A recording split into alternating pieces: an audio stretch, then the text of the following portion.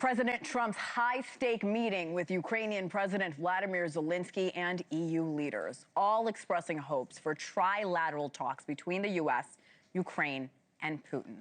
Up first this hour, NewsNation White House correspondent Kelly Meyer live from the North Lawn. You have a front row to history, my friend. What's the latest, Kelly?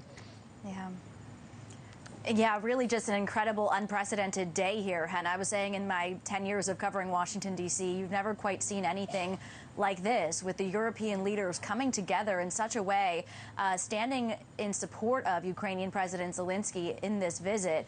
Just seeing them in that family photo and there around that table, as you see. As far as we know, that meeting is still ongoing. We know that the president said from the East Room there, they're going to go into the Oval Office and then head back to their home countries. That's the only thing left on his schedule for today, is that 3 p.m.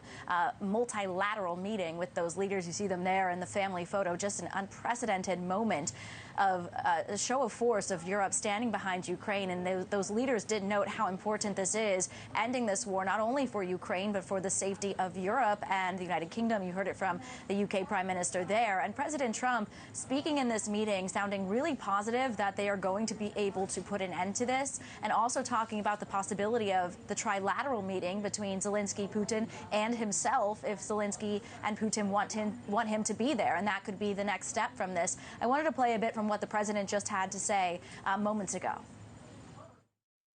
Not very far from now, a week or 2 weeks, we're going to know whether or not we're going to solve this, or is this horrible fighting going to continue. We'll do our best to get it ended.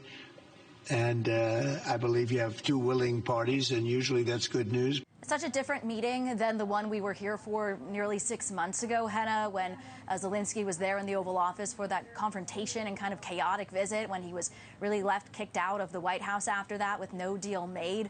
Now we are in a much different place on the heels of the summit in Alaska. So 2 summits in 4 days between Russian President Vladimir Putin and now Ukrainian President Volodymyr Zelenskyy here again at the White House. A much different visit, again, than the one we saw 6 months ago, Henna. Yeah, much more respectful tone. And we have leaders from the UK, France, Italy, Germany, Finland. What are those leaders saying today, Kelly?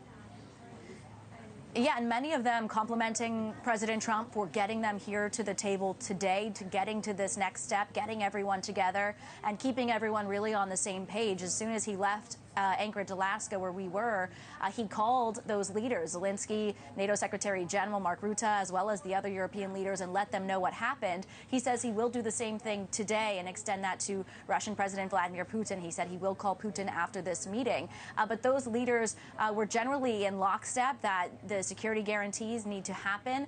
And then even one of the leaders from Germany is saying that they do need a ceasefire. He was really pushing for that. They would like to see a ceasefire as they work to get this agreement made. It was something that President Trump was pushing for on Friday, but Putin just wouldn't agree to. Trump seemed a bit lukewarm on that. He wanted to really kind of just keep them together and just try to push forward to a peace agreement, because I think he knows that Putin isn't going to go for a ceasefire as he continues the attacks, as we see from a Robert Sherman there in Kyiv. I wanted to play a bit of what we heard from these leaders, and we could talk on the other side. We all would like to see a ceasefire, the latest from the next meeting on. I can't imagine that the next meeting would take place without a ceasefire.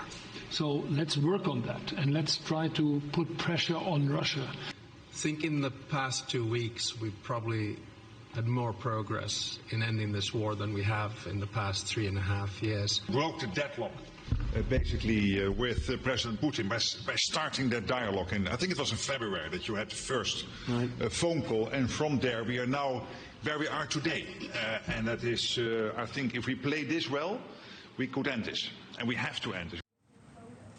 So you heard from Germany's chancellor there, Finnish president, as well as Mark Rutte there, the NATO Secretary General, at the end, talking about breaking this deadlock. And then the president of Finland saying that they're much further in these last 2 weeks than they've been in these last 3 years. So a lot of hope here in this room, in the East Room there at the White House, that they can get this done. As President said, maybe in a week or 2, they could move this along. Henna. Hope, and dare I say optimism. Kelly Meyer live at the White House. Thank you so much, Kelly.